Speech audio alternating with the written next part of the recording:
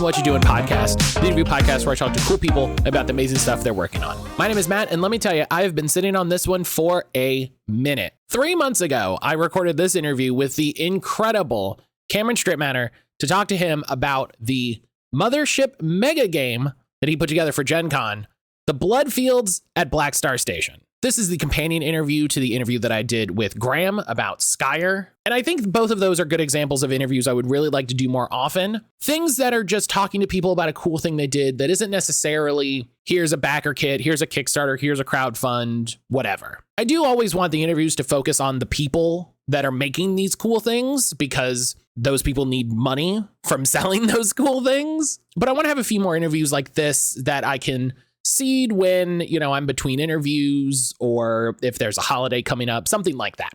And of course, Cameron was an absolute doll and was more than happy to come on. I'm honestly so excited for everything coming out of Panic Table. It's so sharp and well designed. Everything just grabs me immediately. But enough out of me. Let's get to the interview. Spent most of it in a FedEx, just prepping and re-prepping. Yeah, I was like, well, let's do 1 or 2 events. And so instead of like doing something modest, we just sort of bit off as much as we could possibly chew. Mm-hmm. And so we did a live show on the first day, the mega game on the second day. So it was last year's Gen Con, I didn't do anything. I was just went to parties, had a lot of fun. And this time I went to some parties, but it was always very much like oh man, I need to redesign Sector 13 when I get back at like 2 a.m. so I can get to FedEx at 7 a.m. so we can reprint out these things to go in the binders so that when the game starts at noon, the people that signed up to help volunteer with this will know what they're doing. The fun thing of the one change that I made now has to get replicated 6 times and collated and then collected and 3 hole punched. So wouldn't trade it for the world, but it was very different this time. There was this one guy that I've run into whose name always evades me. I ran into him at PAX U last year, and he was hanging out with the coolest person in the world, and their name was Bug, and I forget what they were affiliated with, but it was freezing in Philly and we were eating ramen next to these strangers, and that's not really part of this story. Anyway, ran into this dude again in FedEx, and I saw him printing off a bunch of like card-sized things, and I was in line to print off a bunch of map-shaped things, and I said, "Oh, hey, what running a game?" And really tiredly, he said, "Yeah, we're doing the Dune LARP." And I said, "That's cool." And he said, "Yeah, we filled the baby pool with lentils." and he locked eyes with me, and he's like, "The sandworm likes it." And that was, we didn't talk. There was no conversation following that. I just sort of nodded and then went back to photocopying what I was doing. And like, I'm sure I had fun. I would have killed to have been in that room and see what's going on there. What does that mean? And how do you make the jump from like sand to tub full of lentils? I don't know. Right. Listen more.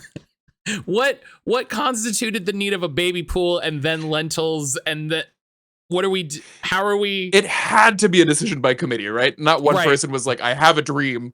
No, that's absolutely a group of people looking at a thing, trying to devise a solution. And one person is like, well, we get a baby pool. And they're like, okay, that's a really good idea. And then 2 hours later, they decide, okay, lentils is the best option, I guess.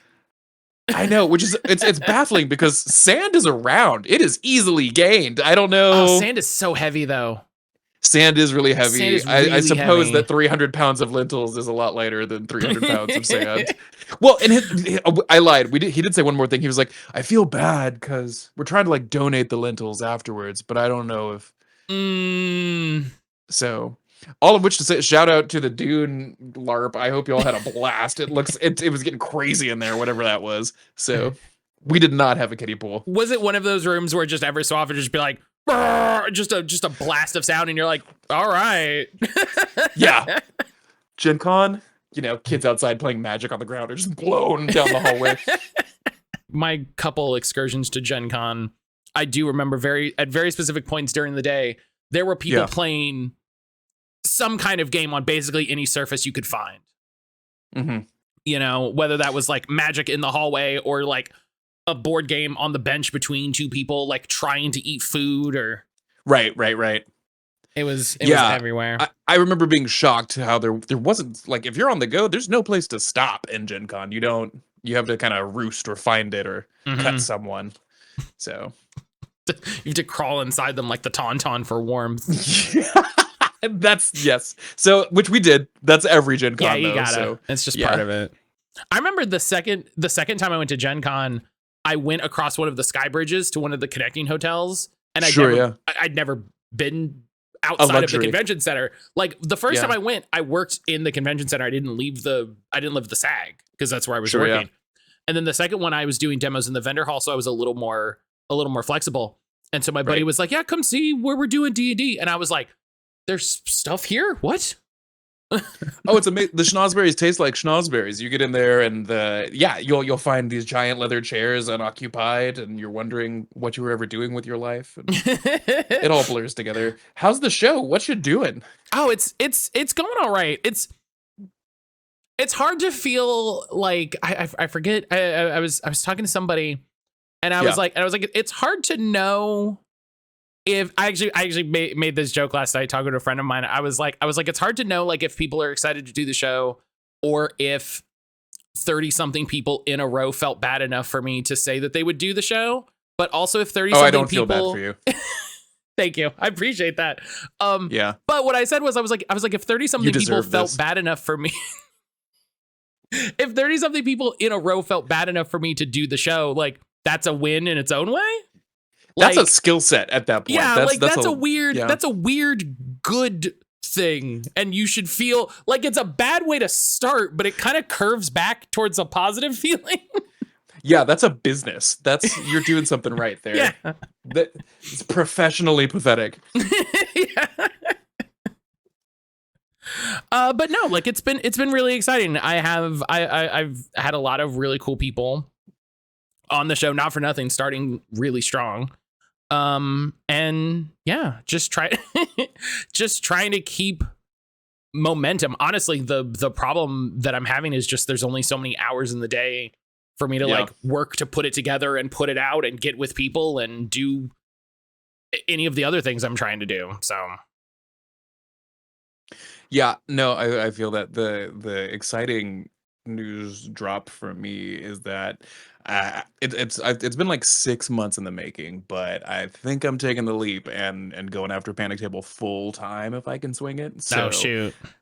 Yeah, I've got about a year and a half of backlogged stuff I gotta like edit and put out, as you know what that life is like. So I have fabulous interviews from last October that, with people like advertising their like crowdfunding projects and stuff where I'm like, well, shit. But well, you missed the it, conversation's but also really good. it was good. So yeah. I was so optimistic back then. But yeah, so that's been a big scary prospect, but also really exciting. So yeah, and I think that's good. I think if it's scary but still exciting, that's something worth chasing. God, what a great intro. We had such a good time. Wild. Wait, this is the show. Have we started? I mean, technically, this is the pre-show. Cool. This is before. Wild. Yeah. That's great. No, keep it. Yeah, no, I'm gonna keep it in. I'm gonna edit this bit here where we talk about the show, but all of that's staying in. That's great. That's too good. Hey everybody, welcome to What You Doing, podcast, the interview show where I talk to cool people about the amazing stuff they're working on. Today, I am joined once again by Cameron. Cameron, say hello. Ah! Hi, Matt. Glad to be back. I'm really excited because I mean, first of all, not for nothing, Cameron's one of my favorite people. So this was great. I was more than happy to have Cameron on the show once again. But a delight. Cameron talked about running a Mothership mega game at Gen Con.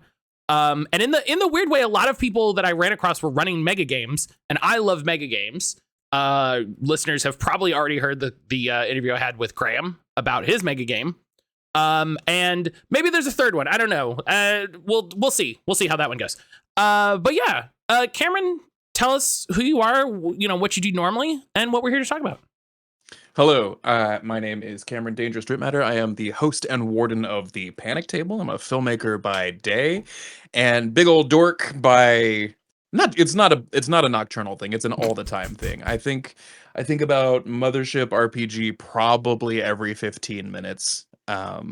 and I love it dearly. Yeah, armchair horror snob, and I enjoy medium length walks on the beach. Once you get really far, I start to lose track of the horizon and where I was supposed to be, and this ominous dread builds up inside me. And yeah, I'm a big guy, so when you start to panic on the beach around like children and adults, nobody knows what you do, and you're not wearing a lot of clothes, so the whole thing just goes downhill fast. He, him, we, us. I think that's I'm based in Brooklyn. Yeah, I'm adopted. How much do you want? That's a new one, but we've set a new bar. We've set a Cool, new bar. yeah. I'll have to make sure to check everyone's parental status going forward. Yeah. What is your birth provenance? Yeah. How were you born? And also, do you have any children? It's important to know both sides of it. It's that birth podcast that Calder does. It's really good. So I love Cameron. Wild. So talk to me about the mega game. So you mentioned that it's Mothership. Yes. What was kind of the inciting incident that you were like, I'm going to run a Mothership mega game? Mothership mega game. Mothership mega game. The concept has been with me for like a year and a half. I did all of this effort to talk up Mothership RPG. I think the single most fun I've ever had playing an RPG ever, Matt, was when is Klaus Von Hohenloe on your radar? Is that a name you know? He goes by the Dungeon Yes. Noob's Guide. Yes. Yeah.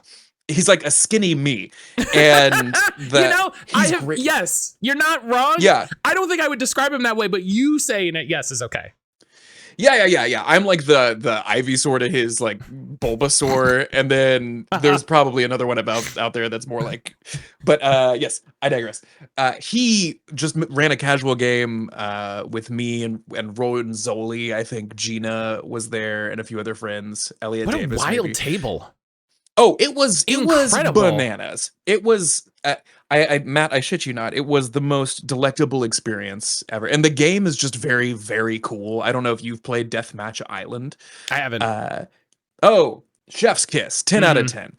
And one thing that I'm always thinking about is how to make games that make sense as television. So like and by make games I mean perform them, not I don't pride myself on being a designer by any stretch, but yeah, like whenever I'm like doing something, I'm like, is this visual, is this compelling, does this have touch points outside of people who just really enjoy games? Because I'm not worried if people who love Mothership are going to come to play Mothership. They're going to do it. Like it's a lovable game. I'm like, how do we reach a bigger audience and get more people invested in the crazy things we're doing? And so with Deathmatch Island, utterly fascinating because it just hits home immediately. It's Survivor. It's a little bit The Bachelor. I love the like fall in love or die island on there. It's Squid Games. It's Hunger Games. It's all of these things. It's really well designed because the game itself is television. And so it's done within that format. So for the longest time, I was kicking around this plan to make a full-blown show, because what I'm trying to do next is like it's tricky making an AP when they're shiny and fancy because they cost a lot more, obviously. And if you're not Dimension 20 or Critical Role, or hell, even like Pixel Circus or like Good Time Society, where they're out in LA and they've got this rhythm in place. It's tricky to tell a publisher, that, hey, for 4 episodes, yeah, just give us $25,000. That's not a real thing. That's like publishers are like, cool, just take my firstborn instead, and then and that's very much how I came into the world. But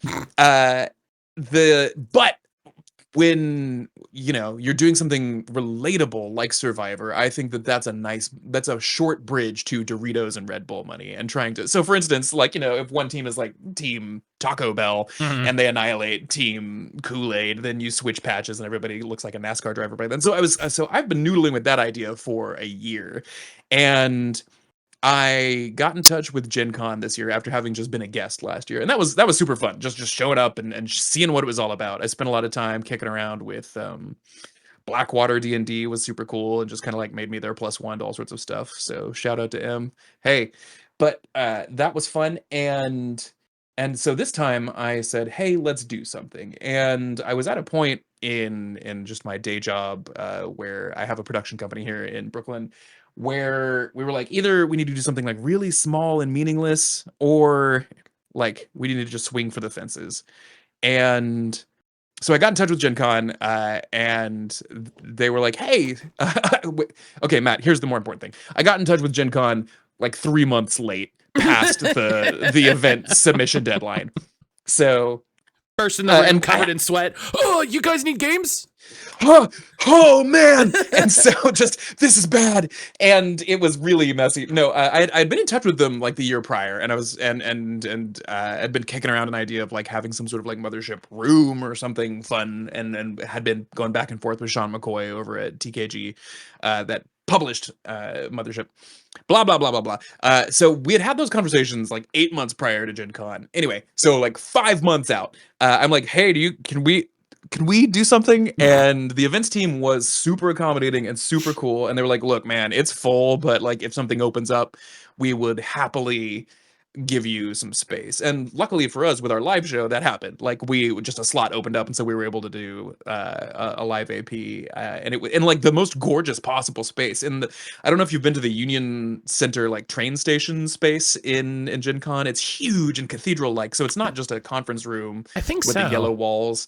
Yeah, it's gorgeous. And so it was utterly thrilling to do our show there.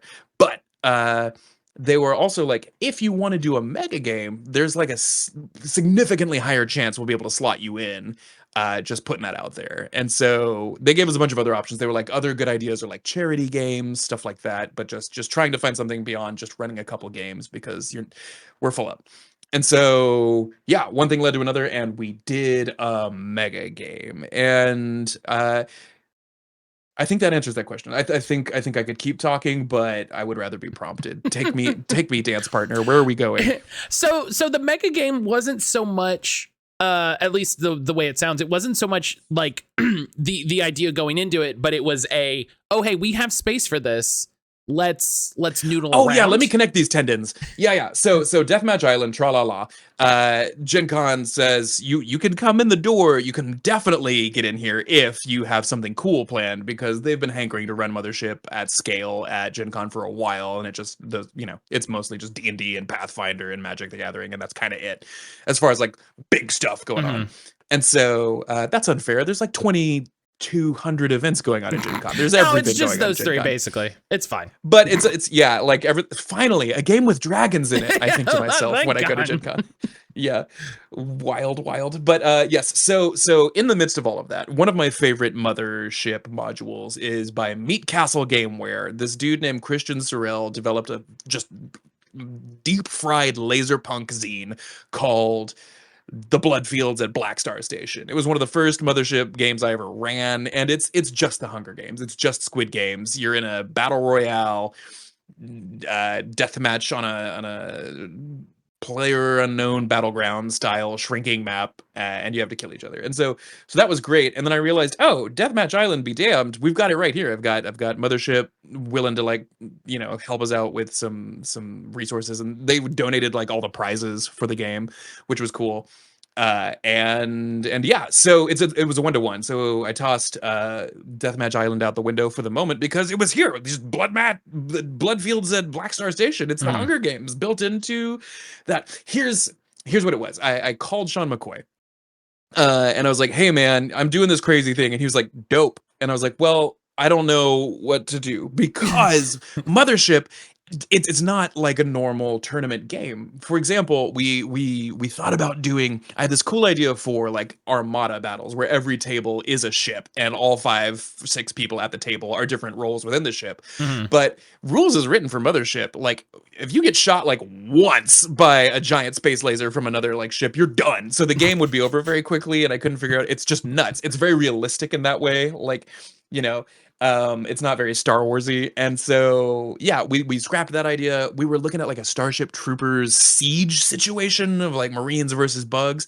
But in my mind, Mothership is a cinematic, intimate, psychological horror game, as well as being, Aliens or Terminator or Ex Machina or whatever you want to make it. It's all these things and more. That's why it's so flexible. But these bigger concepts that make sense in a tournament didn't make sense for why we would use Mothership. Like in that case, just do Starfinder or Traveler or something, And so then I realized this exists. The Hunger Games in Mothership exists. It's a perfect thing. It's an inward journey as well as an outward terrifying adventure that thrives on people performing for a fictional camera and losing their damn minds. And so it just kind of clicked into place, and we realized, oh crap, we're doing the Bloodfields. So I reached out to Christian, and he was like, yeah, man, Godspeed.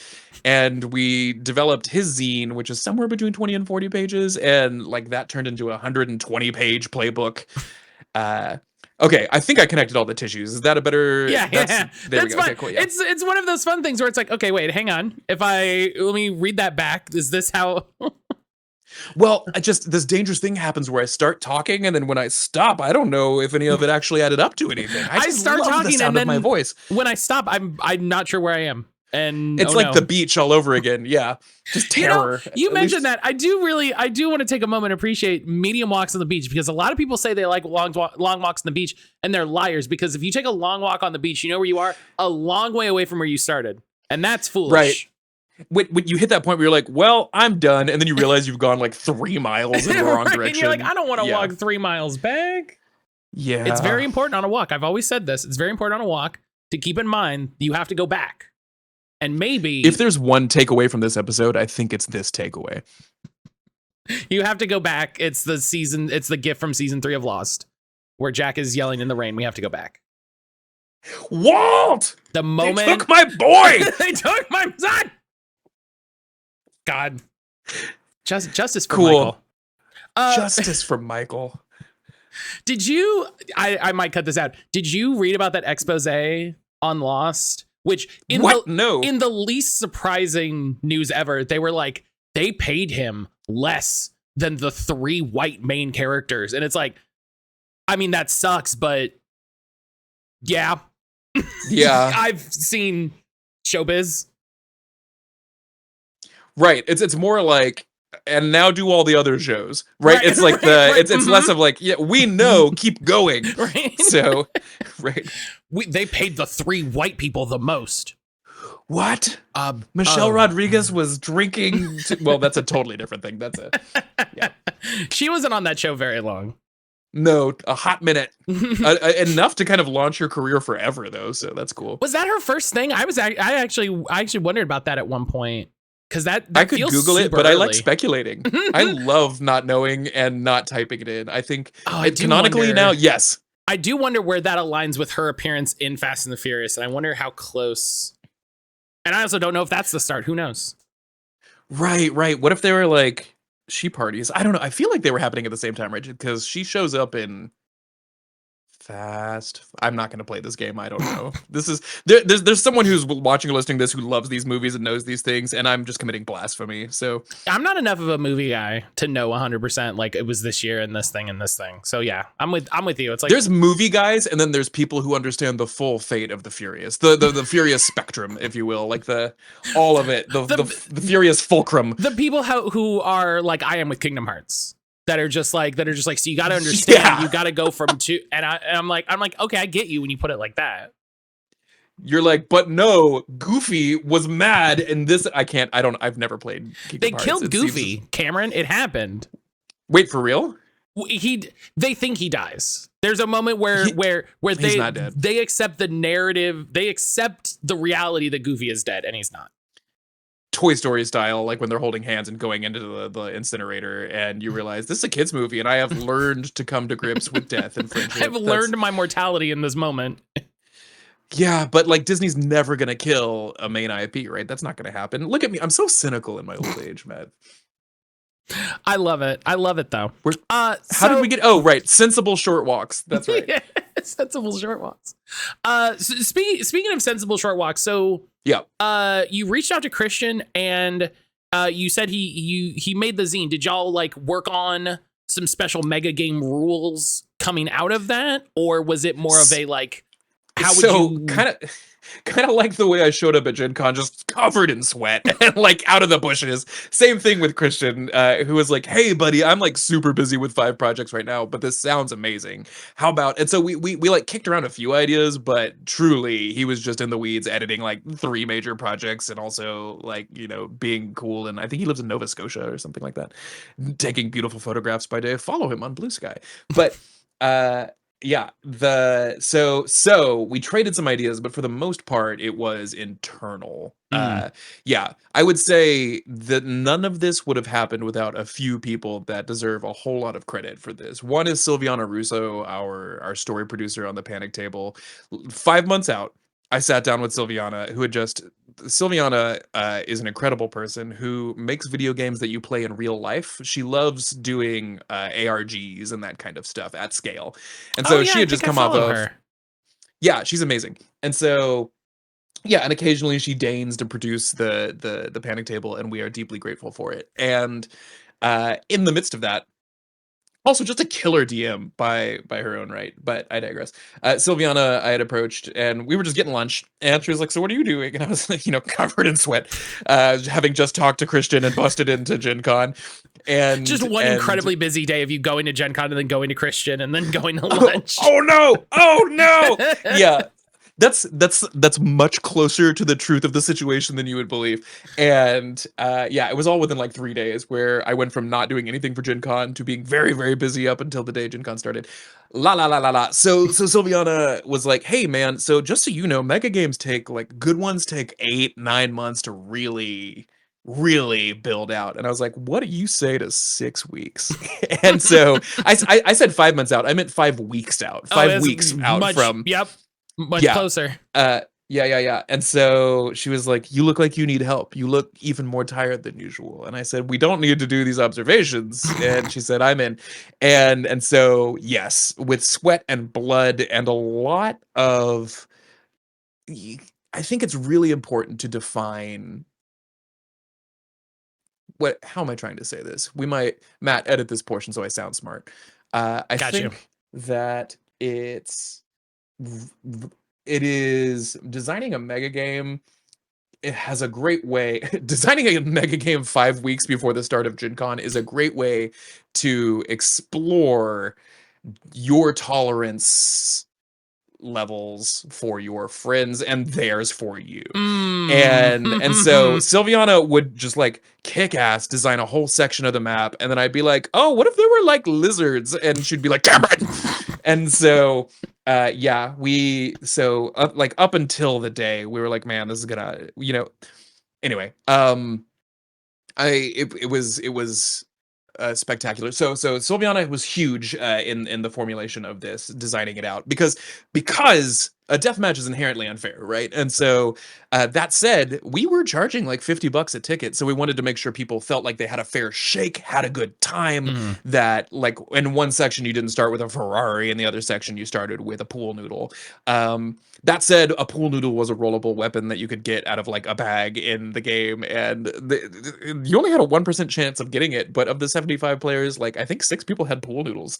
Super That's fun. oddly good luck. Yeah, weirdly good. And so just a lot of pool noodles on the dance floor. Justin Estrada, who's a frequent contributor and editor on the Panic Table, was also absolutely instrumental. One in being like emotional ref, because he speaks fluent Cameron and he speaks fluent Silviana, and those are 2 very like different languages. Hers is crystalline and excellent, and mine is very Jackson Pollock. And so yeah, he also did a lot of the like the design work and stuff, and you know, et cetera, et cetera. So I'd say those were my chief co-conspirators in building out the game. He had a lot to say in how the likes system worked, because like in the Hunger Games, you were on there's a meta level of you're playing to a TV show. Like the Bloodfields at Blackstar Station is a show that people watch on the equivalent of the dark web. And so if you pander or do this or that, you earn points, and you can do things like have we talked about this, Matt? No. Yeah, well, here, maybe that can be like the next section. Let's talk about that. But yes, so yes, blood, sweat, tears, and a lot of spare time at FedEx got us all the way up in that 5 week period. I'll stop there. I'll always keep talking if you let me. So when you mentioned that you blew the Yes. zine out to like 128 page playbook, what you're talking about is the sort of work that went from this is an adventure that's going to run for 5 players at a table to Yes. this is what is required for the mega game for what the player count end up being? The player count on the day. So we aimed for 75. A week out, we had 4. So we the goal was to have 16 to 18 volunteer wardens, which in and of itself was bananas. Mm-hmm. We had, I think the final head count was 16 incredible people who showed up to just throw down with us, and that was amazing. But like the week of, 4 people just dropped for different reasons. Like, you know, like somebody's like uncle died. It's just life stuff which happens. Someone had like 112 fever the day of, kind of a thing. Yikes. And so, yes, in that we had to like call up and hit Gen Con and be like, hey, let's move this to 60, because what I don't want is for a bunch of people to pay money and then show up and have a half-cocked game where, you know, like there's just not enough people to actually manage all this. So the focus was always on making sure that every individual table had a really damn good time. To that end, so I think we moved the final count to 60 players total. And to accommodate for those missing DMs. And one of the things that made it so difficult is that like it's on a big hex crawl map that I'll just show you. Hell yeah. Behold, so this is the outer Bloodfields map in a really fun way. There's all sorts of fun things I can show you later. But every one of these sectors is completely different. So that means that while still having like similar stakes and fun, one of the coolest things about this was that at the end of the game, as people start chatting about how their team did things, they're slowly realizing, we had a completely different experience from the table next to us, which, so, you know, and a huge goal of this was to like ramp up replay value. So if you're like at PAX U or at, you know, Comic-Con and you see us doing this, you're like, oh, hell yeah, throw me back in. As we develop this thing further. But so the exchange for having 18 unique sectors that's hundreds of hours of work. So and to your point with your original question, like the Bloodfields of Blackstar Station is like chef's kiss OSR design, right? There's a few random tables. It's like the descriptions of the areas are like maybe a paragraph as you go through, and there's a lot of reliance on just like the system, the game, the people playing at the table. And with this, in order to make sure everybody had a uniformly fair experience, at least at the beginning, the outer ring sectors were all basically balanced. The inner ring is when the walls went down, you were allowed to hunt other tables for sport, and every situation was vastly different from the other one. So at one, you're being hunted by a Triceratops Rex through the jungle, and then in another one, you're on a golf course filled with landmines, and another one, you're at a drive-in movie theater that's slowly being overtaken by the blob, etc. And so diverse and crazy and an astonishing amount of work. So it wasn't a one-to-one, because in Bloodfields, the module, like you just play against virtual players, and foolishly I was like, well, how hard could it be to scale this? So what going into it, what was kind of your biggest concern with adapting the module to the mega game? You know, you mentioned like you want to make sure everybody's having a good time, you want to make sure things start balanced. What was like your biggest concern going into it, that it would just all fall apart? The biggest concern truly was that like Mothership is famously lethal, and so that because this is a large format game at a convention with a decently sized audience, most of the people who played hadn't played Mothership. They weren't Mothership regulars. We had a few people who had played before, but most were unfamiliar. And so I know going into this thing, like with a game like D&D or its ilk, the mindset is very different, right? As you play a game like that, you're like, sure, yeah, I'll hazard this. If I die, I die. Kind of. Someone will have Revivify, right? And that's not how it goes in this. So making sure I didn't want anyone to spend $50 and be out of the game 15 minutes in, and just have a shitty time. To that end, everybody that plays the game gets one backup clone. They're all wearing explosive collars that track them and download their brainwaves, etc.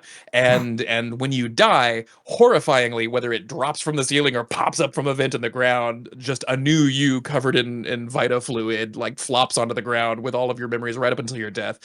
And so everybody gets one freebie in the game. And yeah, it was just making sure that they had a distinctly Mothership experience, which means not just like running shooting, but that they're being hunted by otherworldly horrors and or psychos in a jeep, or like I said, the Triceratops Rex. Making sure that all of those were hallmarks of the adventure, and that yeah, so those portions, Matt. And then I would say the other thing that was a really big concern was time. We only had we had like up to like 12 hours to book the space, and we're like, we'll do 5, that seems fine. And I think that's about the right fit, unless there's like food and beds and a medical station. And so within that meant that round 1 was like an hour and 15 minutes long. Round 2, where they got to hunt each other, was 2 hours long, and then ideally the last piece was like under 30 minutes and change, just to kind of like make sure everything fit, because then there's all the like in between times of just doing math, and we also wanted to make it fun and feel like the Hunger Games, in that like that you're on a TV show, so there'd be like TV like portions, and I would play the villain that would come in and say crazy things. But yeah, so making sure that people actually had a fair shake at getting to the finish line before your head explodes was terrifying. Up until the day, we had done like 2 play tests of just the outer ring, and 1 failed and 1 succeeded. And so we were like, hopefully this works for everybody. But it did. How much interaction was there with the table? So you mentioned at a certain point in round 2, they're able to hunt each other, which colossal amounts of interaction. So in round 1, even though they weren't allowed to, like, they were physically removed from each other, there were in every sector levers that you could find and pull, and one lever was like, release the scorpion in sector 2, or like send the boat in sector 8. And more often than not, like psycho teams would just throw both levers, and so like one was like super useful and one was horrifyingly bad. But the fun thing about Mothership is, like, if you're in the ocean zone and suddenly a yacht pulls up, you're pretty concerned that yacht is there to hurt you. And so you had like people like looking at what are essentially easy ways out of the level, like suddenly being like, F that boat. No, I'm swimming. I don't trust that boat. That boat's right. We're going to get on that boat. It's going to explode. 2 seconds. And exactly. And so, as to the best of our ability, I would also like let tables know what other tables had been doing, even though they don't know each other, just to start building those false rivalries and pitting them against each other. So that's round 1. Round 2, bananas. They're like every table wound up in at least 2 altercations with other people. And my favorite feature that we developed that's not germane to Mothership is that you can run away from any fight in the Bloodfields. You just have to leave someone behind to hold down the fort. And so when it's versus in-game horrors or in-game, NPCs that are hunting you down, like that, you basically just say, cool, I sacrifice myself. Here's the amazing thing I do to stop this. And the horror is sated. The jester that haunts the golf course giggles and disappears into the mist, kind of a thing.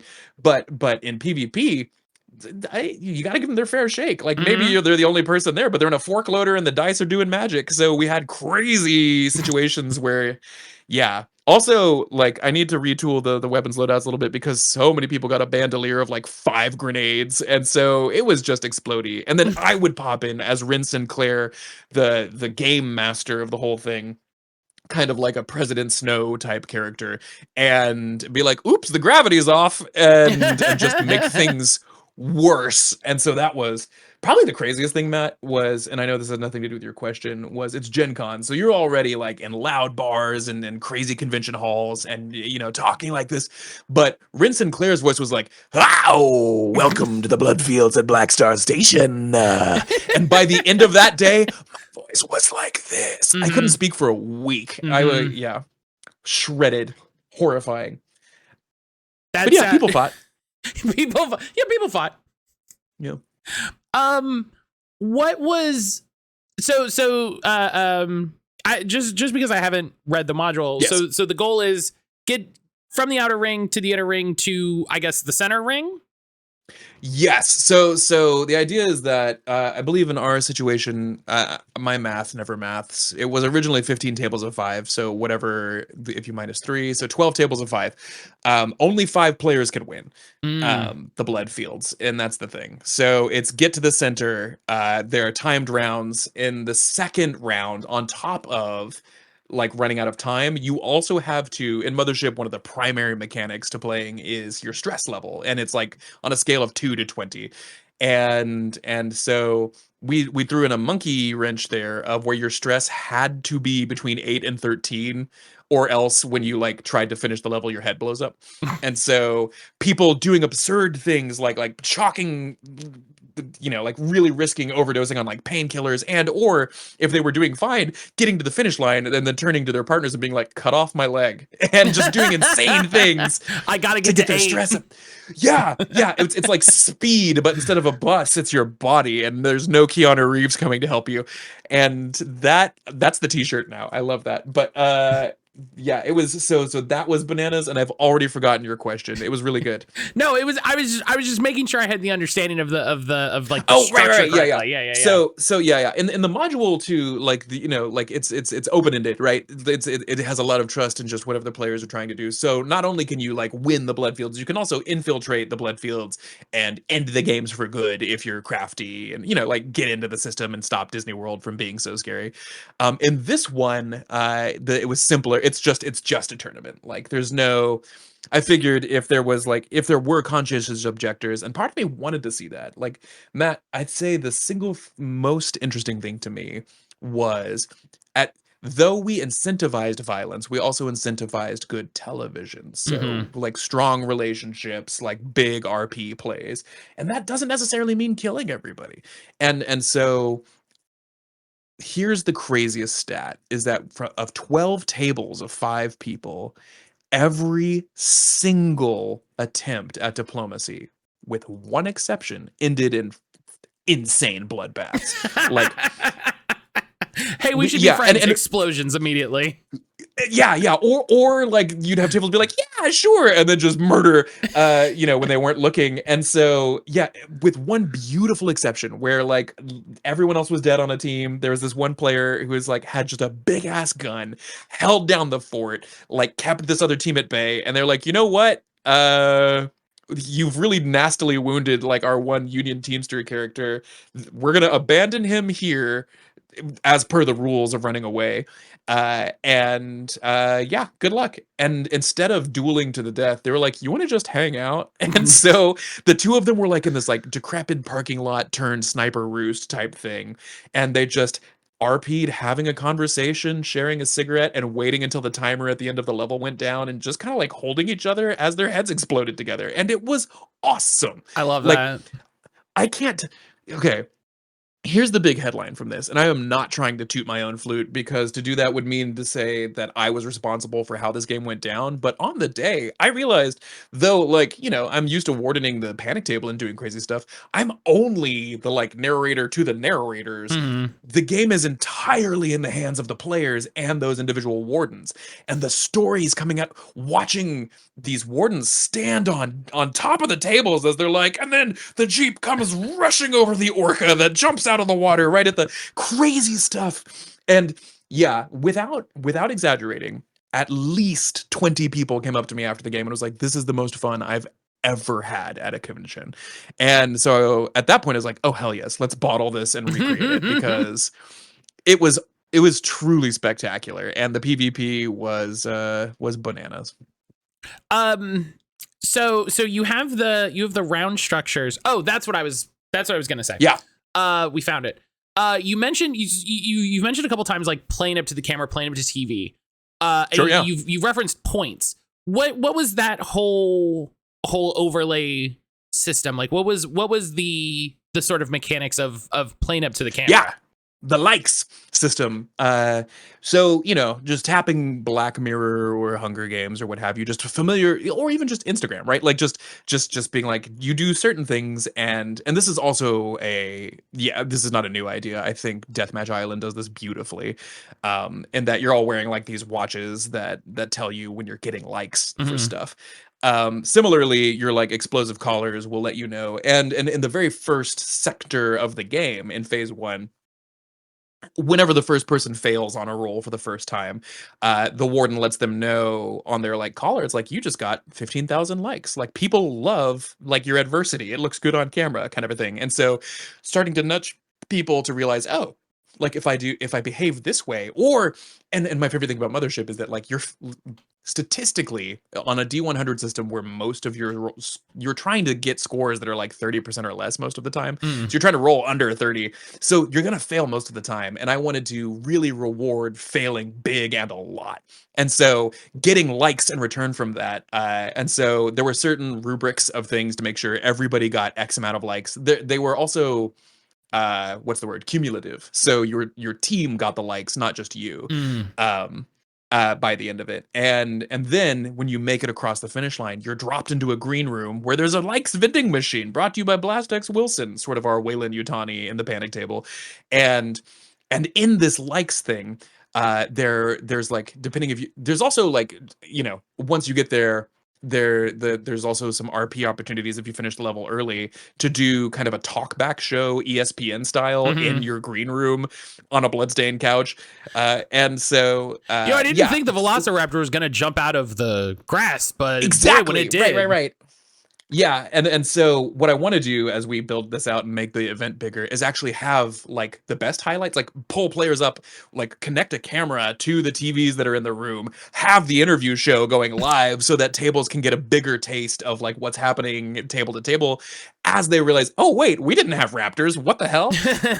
Kind of a thing. But yeah, so like, did you go nuts and murder all the NPCs you found? That actually gets you 60,000 likes. Like, that's huge. Like, did you rescue all of the NPCs you found? Guess what? That got you 60,000 likes. Like, so it's not like bumping you one way or the other.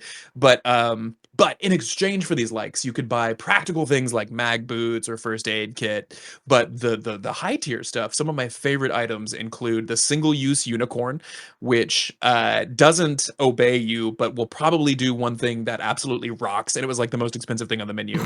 My second favorite thing was, you could activate your entire team's clones immediately. So you don't get any backup lives, but suddenly you're an army of like 10 people. Right, there's 10 of you all of a sudden. That's, like, you know, and a few teams did it. Other popular purchases, you could buy like a cyber dog, and so you had a lot of people with like robo hounds biting each other and exploding, and God, and so it was really cool.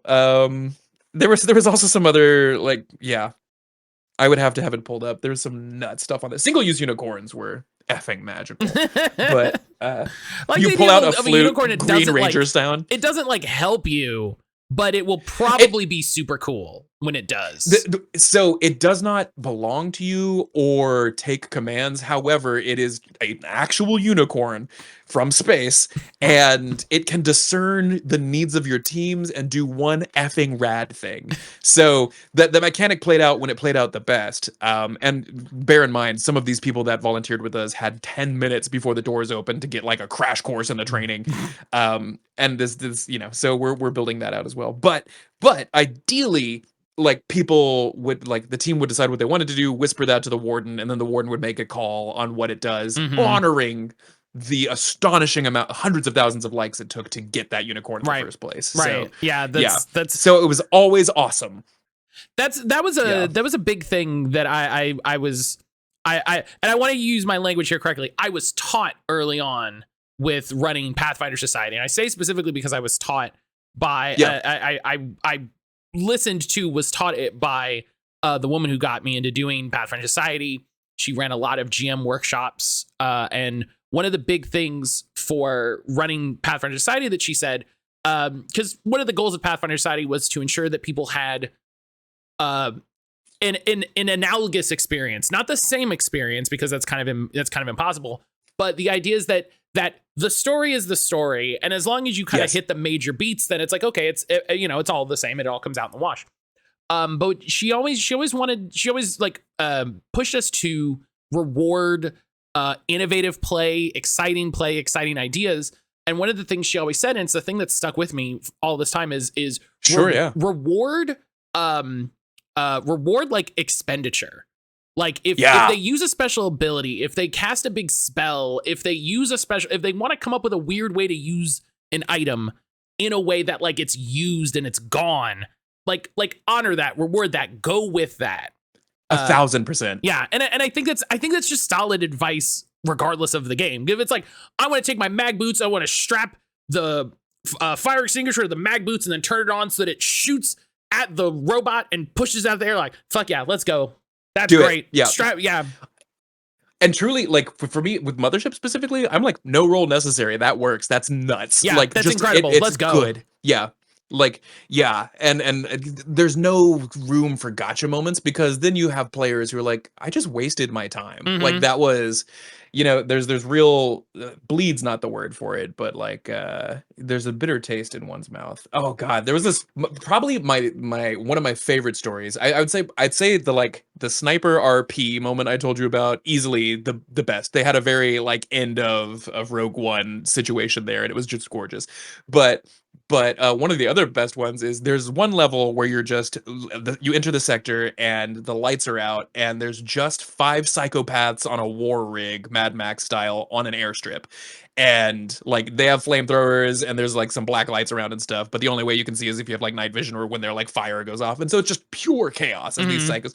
One team manages to kill all the psychos and they're like, can we take the war rig? And the warden's like, hell yeah, keys are in there. Yeah, At the end of the level, to get into the green room, there's a like man-sized door, just of human dimensions. And so yeah, they're like, we're gonna drive it through the wall. And the warden's like, if you get a critical success, which in Mothership is like doubles under a certain threshold, fine.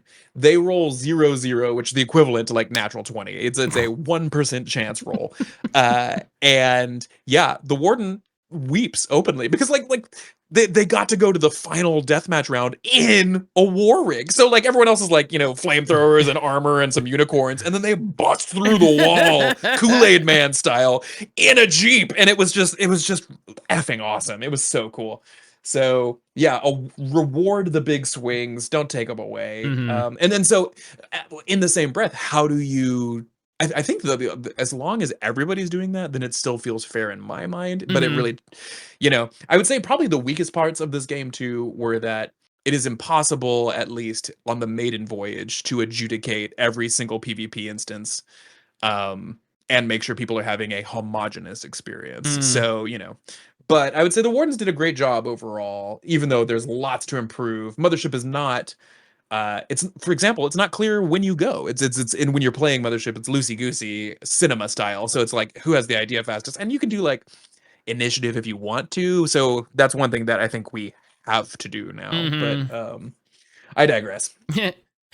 So my question with mega games, with this sort of thing, because it's my interest is always like, okay, what happens? like what's the story? What's the mechanics? And then the logistics and all of that, right? So you said you had 12 wardens.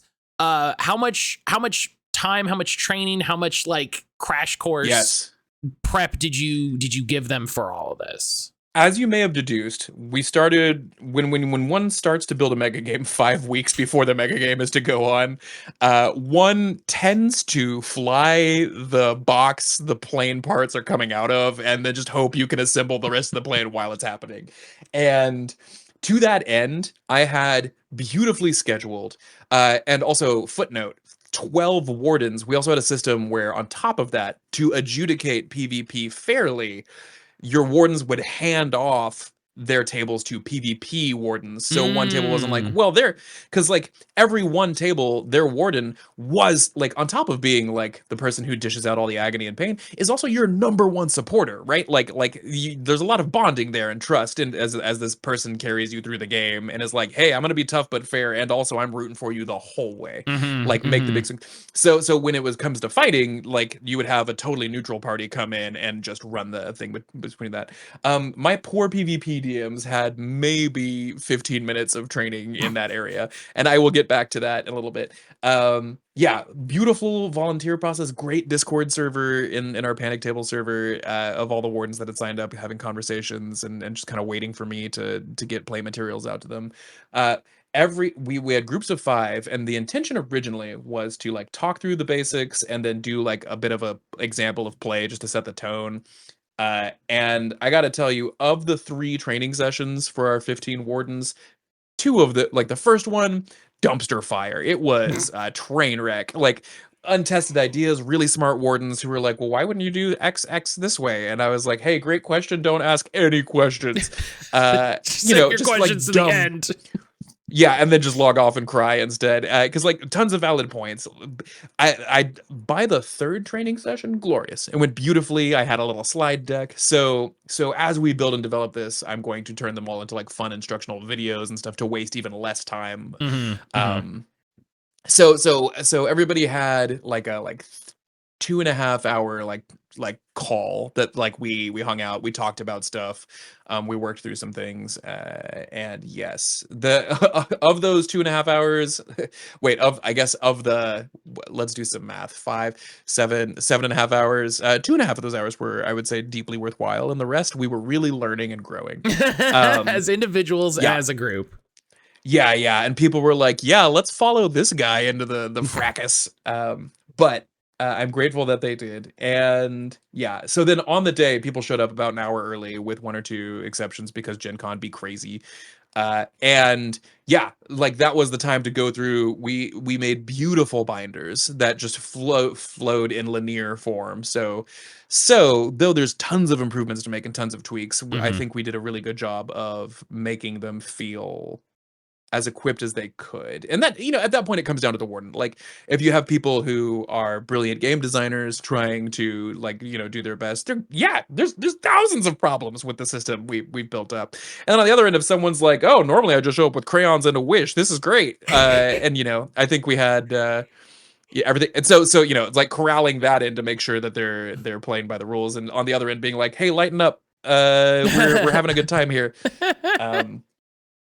So the PvP DMs though, truly, because like they took the nastiest blow from the callouts, like the people who had to like week of just not show up. And so everyone who was, only one of them was like an originally intended PvP DM, and they had just come over from running some games for Baldman. Do you know I think it's Baldman games? Yeah. Baldman. It's like Batman. The Batman. But anyway, she was incredible, but also like was like, cool, I'll figure this out, and she flippin' did. Also a shout out to Alex Teplitz, who, God, like incredible. He was one of the wardens just standing on top of the tables with his face mask on, shouting the most incredible nonsense as people. Yeah, the PvP needs a lot of tweaked, and they didn't have a lot of time to do it, and it was still a blast. I think that's the coolest thing, is that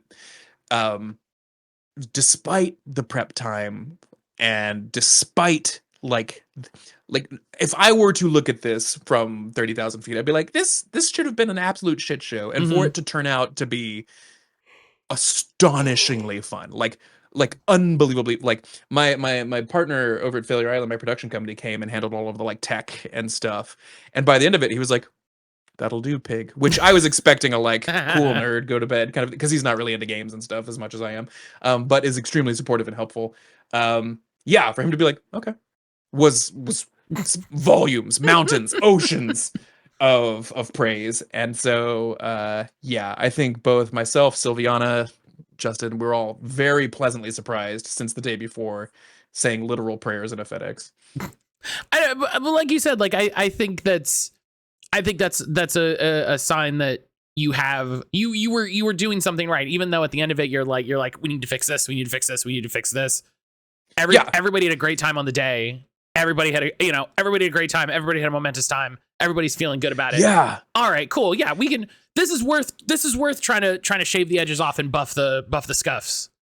It was like drugs, man. Like just like something lit up within me. I was like, oh my God, it's the prestige, where it's like, it's the looks on their faces. It was magic in there in a way that I cannot describe. So not eloquently anyway. It was really something else, man.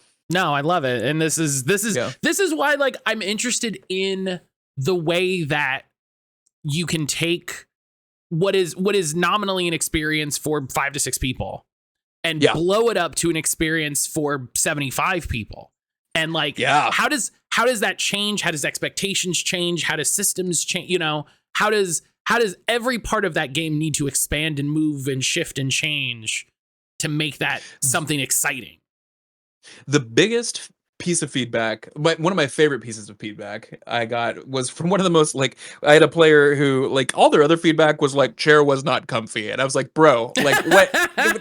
But I was like, yeah, I agree. And so, but he had phenomenal observations, like this very simple one of, why would anybody choose to be anything but a Marine in this game? And Mothership has four, like the heart of Mothership is its panic system, right? And there's four different classes: Teamster, Android, Scientist, and Marine, who all have very clear ability differences. And the Marine, more or less, you're not necessarily a literal Marine. And we had for our game, just for like a picture of what we're doing here, instead of using we didn't have people roll up their characters. We had an envelope with 3 different kinds of pre-gen with a lot of empty spaces for you to fill in for each character archetype. And if you wanted to be like, hey, can my guy be into biology instead of math? Totally fine, whatever. You know, that kind of a thing. But Whatever, that way, nerd. like, Sure. well, yeah, teacher. And but truly, you know, like if someone's like, I would like to be a clergyman, fire away, full. But in Mothership, like the Marine character archetypes, they're good at shooting and killing. And in a blood sport, like being a scientist who's amazing at pushing the why of things, whose main thing is to like use reason to overcome obstacles, whether they be scientific or mechanical or what have you, etc. There's less impetus there. And so, yeah, why would you be anything but a Marine? And so that haunts me, because I tried to give like situations to where there would be useful, like, and of course, the hallmark of Mothership, the android, which is like being the elf in the party or something like that, and that you can just do things humans can't, right? Like you don't need to breathe. You're okay with like losing a limb if that helps the party. It doesn't, like, you can deal. It's not, you're not a person. Oh no, the dinosaur attacks me. Oh no. Right. It's just like, take my this arm, is fine. Sure. Yeah. And that you are therefore both comforting and unnerving to your human party. Is one person played as a Boston Dynamics dog. 10 out of 10. That's we great. love this. Good call. Yeah.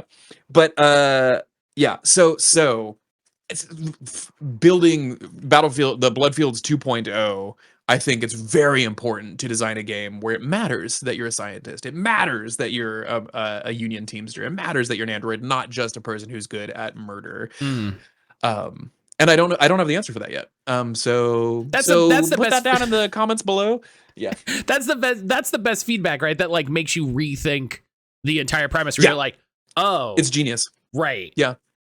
You should be a Marine, right? Yeah, it's just that it makes a lot of sense. And the way the pre-gens worked, you could stack your deck with up to 3 Marines in your team, but like, and I think that's smart too. Like there should be no one team that's like all androids kind of thing. But I don't know if that's true. I think too, a lot of it is like in building a pipe organ like this out of such a simple ukulele.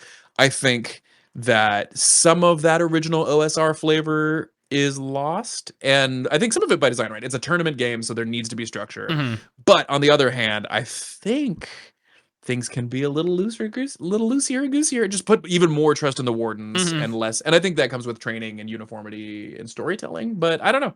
So open to thoughts. Yeah. What was on the flip side? What was sort of the player intro experience? How much info did the players have in terms of like story setup? You know, what the overall structure was going to be. You know, what was kind of their experience? What probably I'm going to start with the most crushing loss. Matt, can I start there? Sure. Can I start with the raw devastation? Gina Susanna on the internet as oh hey it's Gina. Oh hey it's Zena. That's funny. Oh hey it's Gina. If you have the privilege of knowing her, amazing performer and Panic Table cast member. Gina's amazing. Yeah, she's the best. Gina spent like 3 hours recording a bunch of insane audio, like unhinged, like player 2 defeated type stuff that we then, you know, just like including all of the PSAs, like this bright and cheerful, retro futuristic, like the Bloodfields is inherently unfair. Your safety is not among our values type stuff. And so I spent some time like treating that audio to make it feel like it was coming out of like, you know, echoey PA systems across a blood strewn space station. And then on the day didn't bring the files for no. yeah So that said, I still had all of the script for it. So it's on two levels. I think your question, let me know if this is useful, can be split into two different things, like the mechanical onboarding process and then also just the immersion, which I think if they're working best, belong together, right? Like one serves the other as they go. And for me, my favorite kind of games are fun even as you're starting, like as you're just rolling up. At no point, the less barrier there is to participating in the fun is a very Mary Poppins type philosophy that I adhere to. And I haven't played it, but it's one of the things that I find very attractive about Daggerheart, that like rolling up your character is a game. Like it's very smart. Uh, and this is not a show about how utterly shocking but reasonable it is that they're not playing it for the new season. What is going on? I digress. So they got community. So the main thing that I made them aware of is that everything would be provided on the day, just through the Gen Con portal. That they don't need to do things. Um, there is an immersive prologue from the Bloodfields themselves, like establishing the idea that they're on a TV show that, with almost no exceptions, they have been taken against their will to fight in this deathmatch situation. When you register, if you show up with a team like up to 5 people, great. Like we did our best to just put you all at a table together, and we had at least 3 tables who like showed up full decked out. You can, on our Patreon, we have a bunch of pictures that are just free to look at of like the costumes that were just awesome. And so we had people that came. I'm way more people than I thought. I mean, it's Gen Con, right? But people dressed up specifically for the Bloodfields. I love So that. that was cool to have like cyberpunk stuff. Once you were sorted into those tables, your warden explained the character archetypes to the best of their ability. I think that's one thing moving forward that I can like spend even more time on, of just like, hey, welcome to Mothership. Here's why you would play a Teamster. Here's why you would play a Scientist over that thing, as well as modifying the game itself to even better serve those character classes. But then from there you had wacky intros from Rin Sinclair, welcome to the Bloodfields kind of situation. And so yeah, part of the introduction was, and the thing that Gina made that I wound up having just to do orally myself, reading from the binder, is setting up those expectations that are just beautifully done in the Mothership. It's like a Bible. I just have it around. But but like, yeah, just the player expectations and how to be a good player in Mothership are incredible, because it's like, hey, like, this is not a fair game. It's not, you expect to die, and reinforcing that idea that like most of you in this room are going to lose. Lose so big, have so much fun losing. Right. Lose as hard as you can, because that's how you just might win. And so like, treat all of these characters like rental cars and just ruin them. And so so getting them hyped up for that, having the insane video we put together for it as like the time. I think this is such a small thing, but such an obvious thing. Like, coming from an events background where we put on like, live events and do video stuff by day for my company Failure Island. In the same way, shocked at the amount of mega games I've been to where there's not music blasting when you get in. There's not like a vibe happening. It's just like, cool, here are your dice, here's some mechanical pencils. You want to Would go see anybody Chet at table 3 and it's just kind of quiet, and everything smells a little bit like tuna, that's just Gen Con. that's Chet, yeah. Can't confirm. Yeah. So I'm thrilled too, because one thing my partner Jacob was thinking, he's an amazing gaffer among other things as far as lighting design goes, and just, we were in one of those sickly yellow conference rooms, and thrilled that Gen Con gave us the huge space, but I was like, oh. He was like, with just like a few uplights, like, you could change the entire room it'd be very easy to program a very immersive experience. So I'm thrilled about the future. Player onboarding. After that, here's some fun things that happened. Almost everybody arrived 30 minutes early, and thank God, because if anyone had just showed up on time, I don't know what we would have done. We would have like, just, like just showed up as the game starts. It would just be, that didn't happen for almost anybody. And so because at that point, you're, again, like, people paid $50 a ticket, which is not nothing. And so, if you're like, great, and then I just got cast into this game, yada yada. Once you joined a team, all of you, Mothership has a really fun feature where you roll for a patch and a trinket as your character.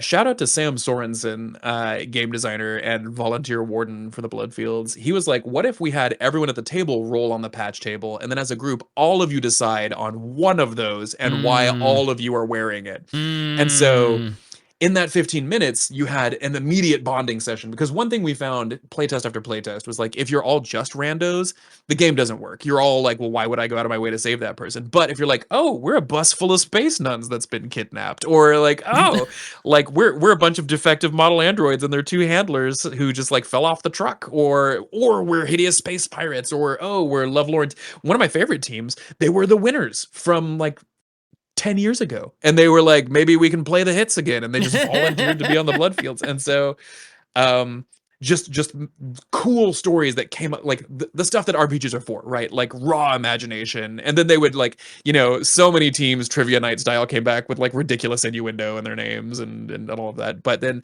the fun of like of referring to those teams and building a presence, because by the time you're in phase 2 of the game, people are aware of the other teams and their names and how people are doing it. It feels like a sport, which it is. That's the idea. So yeah, deciding on that, you know, just getting them immersed even as it starts into why they're here, why they care about each other, even as they're learning, oh, we have explosive collars on, oh, we have a backup clone, oh, just getting those rules in under the wire, so that by the time they start, they have what they need. I do think moving forward, we will make so much of that fun and immersive video, so that you just get to kick back and be like, oh, cool. And then the group activities like choosing your party's reason for being can take up most of the time, and that'll be fun. Yeah, that sounds great. I'm bummed that you had like struggles, but I'm happy because you sound so immediately hopeful of like here are the ways we can improve, here are the things that weren't necessarily problems but ways we can improve this, we can make this work better, we can make this work smoother. That's exciting. Well, right, because yeah, when the biggest problems are simply mechanical, great, those can be fixed. Like, but the baby in that bath water, oh, glorious, chosen, delicious. I think I wrote a really moody like after action report that about the thing, and I think one of my, forgive me if I'm like jumping the gun on questions and stuff here, but one of the biggest things is like, I'm trying to figure out why this hit as hard as it did. Like, people loved it, glommed onto it, didn't need any introduction as to what was happening or how to behave. And that fascinates me too. Sort of like the why was peace never an option? Like that's one big one. But to the Goose Game is all I can think of. But a duck with a knife in its mouth. But yeah, like similarly, like the onboarding process, yeah, this is connective. Was easy because everybody inherently understood it. They were like, oh yeah, and more than that, they wanted it. Like once the PvP started, you could feel it in the air, electric. It was full Phil Collins, and just doo doo doo doo doo doo doo doo doo. And yeah, once they entered phase 2 and realized it was open season, the tension was palpable, and so I think that's something that really, yeah, we can tweak how that tension is used, but it's all the players. It's just the intent of, yeah. One of the unfortunate side effects of this, Silviana thought it would be funny at Gen Con. She was like, hey, I'm really glad you're not a creep. And I was like, me too. She's like, but wouldn't it be funny if we started a rumor that Cameron hunts people for sport in his downtime? So she would just bring it up casually at parties and stuff, be like, yeah, no, he was just on this island last week with a crossbow. He wouldn't say why. But he always comes back in such a great mood. I love that same, I have those same thoughts all the time where I'm like, this would be horrible to actually do, but it would be really funny. Oh yeah. It'd be really funny. I mean, if there had to be a rumor started about like what I'm like off camera, I think I'm okay with that one as long as people don't believe it. But I'm okay with that rumor as long as people don't believe it. Yeah, I love there it. are worse things. Anyway, yeah, I've driven us way off course. Plans to run Bloodfields. You mentioned Yes. PAX-U. Yes. Is the plan to make any big swingy changes in the second one and try to I guess in so many terms try to rebuild the airplane in the same way? Or are you interested in let's refine what we have to a workable prototype and then expand? Matthew, in so many things that we do in this world of ours, the answer is yes and, isn't it? Wouldn't you agree with that? Yeah.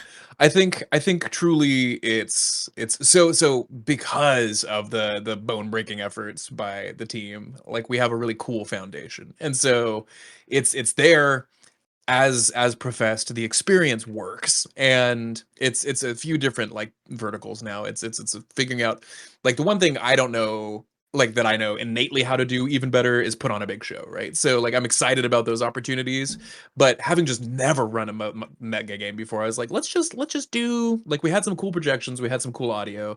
um Now how do we take this to, like, oh, this is without a doubt the best game at this con, like, easily. Like I the legendary stories coming out of this, I would like to elevate even higher by being like, man, this is like, you specifically asked you in the last time we had an interview to edit out a portion where I, like, jokingly, like, jabbed at someone. I would love to just take a full swing at True Dungeon. I don't know if you're familiar with the experience. Do you know about this? Yeah, that would be amazing. It would be great to be like, it's better than that. Oh, well, like, so I had some friends who played it, who ran the 2-hour experience, and, like, hats off to the, like, the scope and the scale of it and stuff, but they were like, man, this is tired. Like, one guy was like a barbarian or something and was in a room with a hired actor who was just going through the motions. It was like, yeah, the lich needs, like, a potion. And the barbarian was like, cool. Like, the player, have deduced the answer to this riddle that normally, like, a paladin was required to, like, roll on a table in order to get the answer for. Mhm. And so in their, like, an excellent RP, like, as the barbarian, they, like, nevertheless got to the solution for whatever the puzzle box was to escape the room. And the actor, who was, I think, criminally underpaid, was just like, oh, I mean, you're not a paladin, so. And, like, that was their experience, That's and it. it was That's it was the end. $120 a ticket, like, and so they, like, lost or whatever, and yeah, so by comparison to, like, just have, like, this electrifying carnage circus, that can only go upwards, so I'm thrilled about that. Mechanically speaking, it was incredible too that so many players were generous by filling out. We just put a big survey out afterwards, like, hey, what needs work, what really worked, etc. You know, like, what were highs, what were lows. And so the main feedback was PvP was super fun and also needs tweaking, like, in order for it to feel more fair, to feel more like, there were certain points where, because Mothership is open-ended and you had, like there was some players had blown their way using, like, C4 into a new area and stumbled upon some players who all had, like, harpoon guns, and then on top of that, a third group of players showed up, so you had 12 people shouting over each other about how combat worked, and, like, that, so reining that into an experience that is, like, necessarily chaotic but doesn't drag on and isn't grindy. I would say in, like, hour 3, people were really feeling the crunch, and so we came up out of that by the end of that phase. But I want to dial that in so that it's deeply satisfying. Do you have any plans to expand it? Yes. For PAX U or after? For PAX U, so right now I am chatting with Tuesday Night Games, who Sean and Alan came to the game, which was cool. It was like, look, Dad, but yeah, and they came at the perfect moment, just like it was right as phase 2 had started, and so it was just cool for Sean to be like, this is something. So Gives you that so dad, I like, would, yeah, and you're like, yeah, it's yeah, all yeah. been worth it. Yeah, truly. And so it's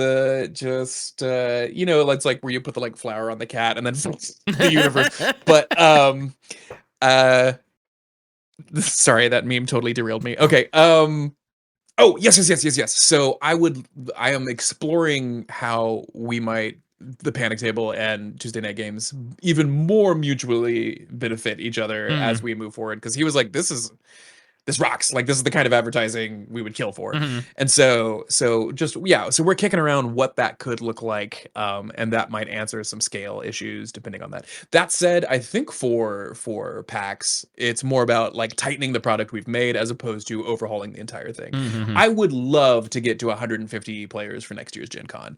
Like, and I think that's very doable with some structure and some momentum. And so I think that's, and doing other things like not just getting badges for your wardens, but getting them the training they need, also paying them at least a small stipend for the day, like making it worth their time to be like, I'm on this team. Because another thing I would love to do, like, let's get some freaking uniforms. Let's go nuts. Let's all have matching jumpsuits. Let's go crazy. Hell yeah. So yeah. Like really just get immersed in that thing. And then other things like I was joking about this earlier, but I think whether it's immersive and or just part of it is actually have the event be longer, but with bigger breaks and a very obvious way to acquire snacks, drinks, water. Like, just you're like, oh, I'm comfortable. I know where the bathroom is. I'm not worried if I leave the table, I'm going to lose the entire game, while still being like, I'm in a contest. This is a because like people stayed to the bitter end, but man, so many people had to pee. And so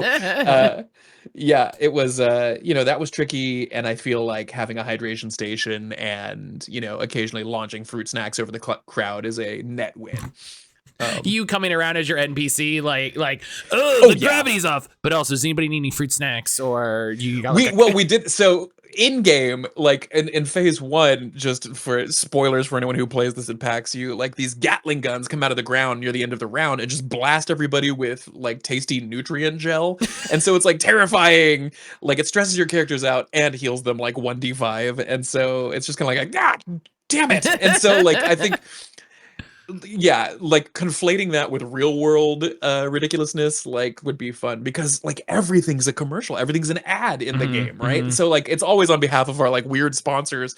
Oh, one of my favorite ones is at the end of phase 2, the phase in which, on top of making it to the innermost ring, you are also hunting people and you have to have your stress at a certain threshold. There's a 20-minute segment where like, due to basically the like Headspace equivalent app in our universe, there's a sponsored segment where we just start playing Enya and you are physically incapable of gaining stress for like 20 minutes. Like, it just can't happen. You're like psychically suppressed. And so that got a huge reaction and was really fun. So scaling those things up and making it even more tangible. But I could go on and on. So yes, we will probably play the core version with some quality of life improvements for this one, and then hit the convention circuit. I'm also looking at like when does it need to be a convention? When does it just need to be its own thing? Like I think you could reasonably like just book a space and have a kick-ass. What Sean and I are cooking up is like, do you have prelims? Like, is Gen Con the big event? And so then you have the qualifying rounds at like, in LA and Philly and Boston. Do you have regionals, Texas, and then the regionals send their best teams? Yeah. And make it an actual absurd sport, because like the rest of it's there, right? The ESPN of it. And so it's absolutely stupid, and I adore it. Yeah, it's we're going for full coconuts. So that's such a silly idea to be like, yeah, we played something kind of like this at like a local con in LA. And then now, because we're going to Gen Con, like we get first buy at the tables. Yep. That's so funny. That's such a TTRPGs are so cool. Like, it is. Games are rad. I was like looking down the like business barrel of this and talking with my accountant, who like cannot fathom this world. And he was like, so from the beginning, can you just explain it to me? And I'm like, all right, Jeffrey, pretend you're a wizard. So in Michigan in 1976, Gary Gygax wrote down. Yeah. It starts as it always does in Michigan. Okay, so shortly after World War II, there was this guy named J.R.R. Tolkien. Yeah, It's not Michigan. Don't yell at me in the comments. I know it's not Michigan. I just said Michigan. Don't worry about it. It's isn't the Midwest mostly Michigan? I don't know. I didn't say that. Don't come for me. I didn't say that. That's what Matt said earlier during the break. I'm just echoing that. I agree with your sentiment. I agree think. exactly with what you said, that Michigan sucks. I remember when you said that, and I want you to know now that I agree with Crazy. So we touched on it a little bit. Yes. What are there any plans to publish the mega fields as Would be as cool, a thing? right? Yeah. So Christian and I are meeting in the near future. I just had to reschedule actually. And yep. So right, like we're just having that conversation of like, what does this look like? Like, because I want to honor that this is Christian's like brain baby. Because there's a world too where like if if it just gets too, I don't want to mess with a good thing, and so if we need to rebrand or something like that, okay, fine, we can figure out a different way to do things and just have a slightly different game. Would love to like, but how do you compete with the Bloodfields at Blackstar Station? It's just it rolls off the tongue. It's delicious. It's a good name. So we're kicking around what collaborating means and or looks like. I would love that. But yeah. I think there's always an interesting thing of when you have, so my big experience with mega games and TTRPGs, I talked about this a bit with Graham, was Pathfinder interactives. Which primarily happen at Gen Cons, but then sometimes can happen at local cons. And it's kind of a big deal if it happens at a local con, because it's a thing that can only happen at a certain scale. You have to get approval. You have to make sure that it's like, you get enough people, this sort of thing. Right. And so I love the idea of these experiences happening organically separate from like that sort of structured thing of just like, yeah, we made a mega game and it was rad and here we go and we're rolling. And then I'm always curious, like, is there, and I know this is so early, right? But this is of course like my brain gets rolling. Where's it going? Like, let's do it. Is there a time when you go, okay, Bloodfields is done. We've done it too many times. We got to shift to something. Like, my immediate thought with that hex map is just like, oh yeah, just have Christian make a bunch of hexes, and then before the con, you roll you throw a bunch of D20s in the air, and it's like, all right, what are our hexes this year? What are we looking at? Oh yeah. I think precisely like one that's so the OSR of it, right? Like is that too, but two, like Matt, I have to make a confession here on your show is that like I read all of the Hunger Games and I got the wrong takeaway. I was like, this would be great. This would be a fun thing game to do. maker. So what's got me all in a like so this spoiler alert, this year's game series, the theme of this year's Bloodfields is too much of a good thing, and we try to reflect that in each level, and like just in general, like every major choice was passed through that grid of like, is this punishing? Is it too much of a good thing? Like, like, do you come across one gun? No, you come across hundreds of guns in a pile and they're all stuck together, kind of a thing.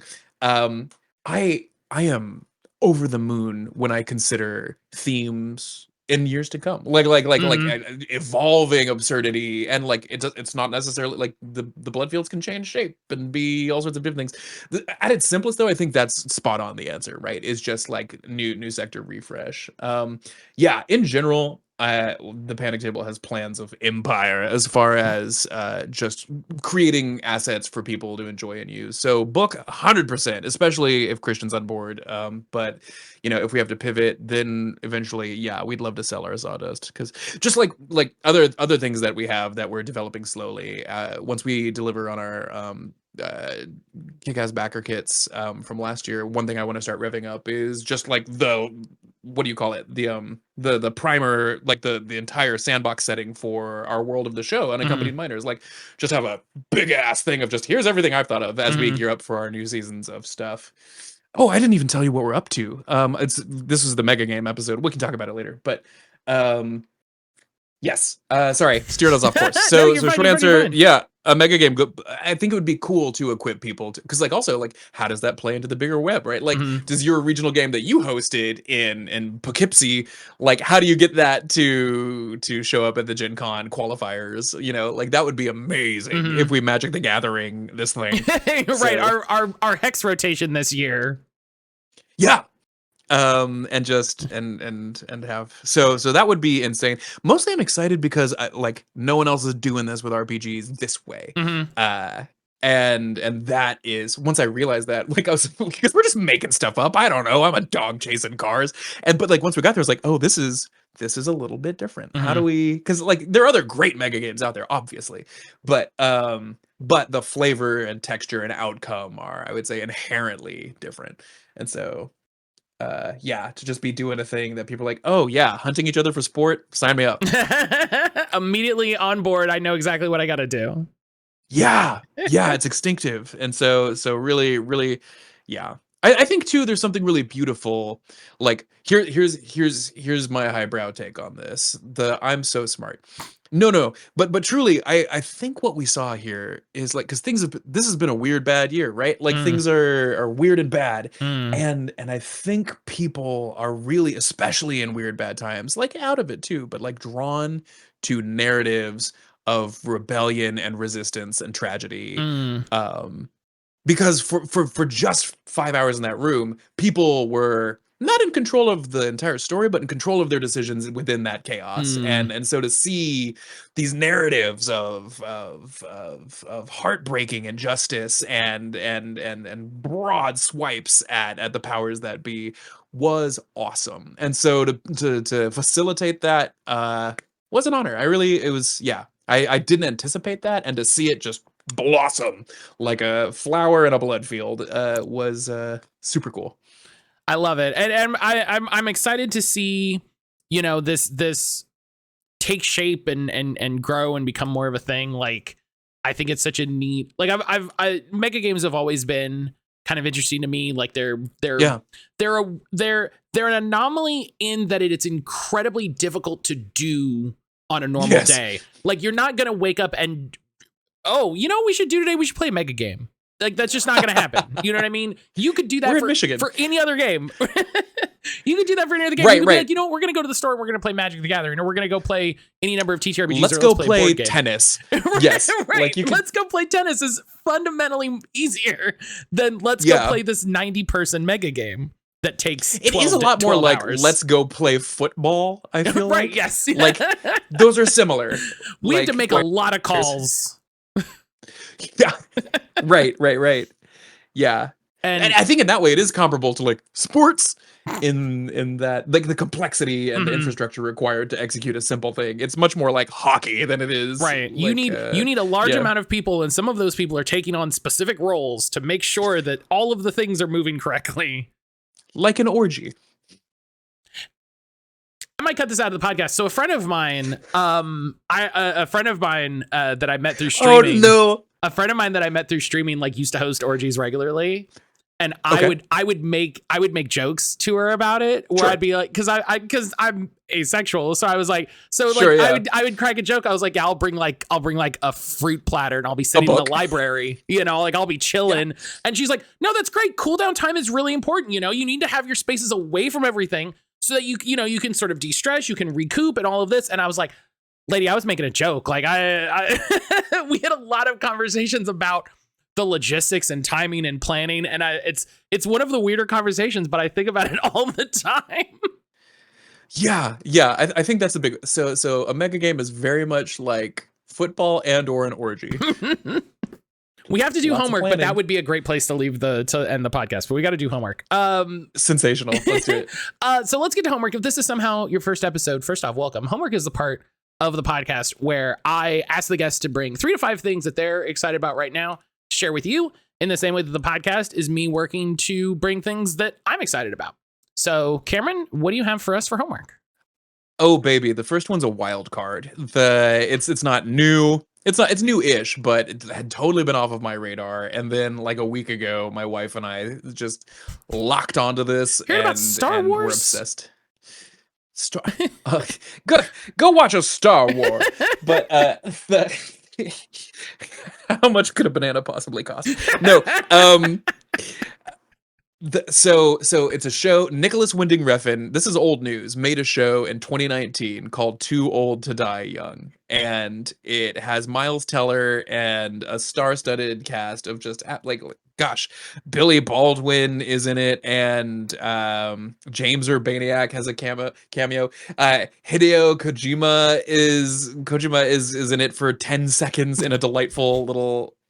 But I don't know if you're familiar with the films like Drive or Place Beyond the Pines or Neon Demon. Just No. like, oh yeah, Nicholas Winding Refn has a very colorful, very peculiar way of making super intense films, and there is no exception here with this TV show. That's, I think it's on Amazon. Yeah, that's what we're watching it on right now. But I had missed the train completely. Uh, on it the first time, and so like when it was out, and it's just one season, and each like the first episode's 90 minutes long, and the manner in which characters speak to each other is so subdued, and scenes will often be a single take where as the action's just happening, the camera just kind of cruises, and it creates this magic of anticipation as you deconstruct the way you're used to watching television. It's amazing because you're like, okay, there's cops and drug dealers in this episode.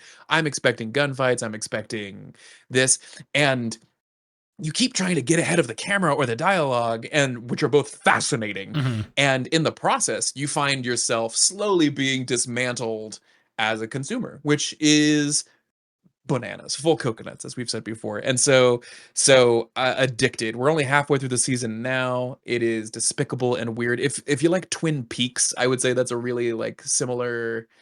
They are spiritual sisters as a show. So just going gaga over that right now. Big fan. That sounds great. Similarly, yeah, it's yes. Please react. Pause for applause.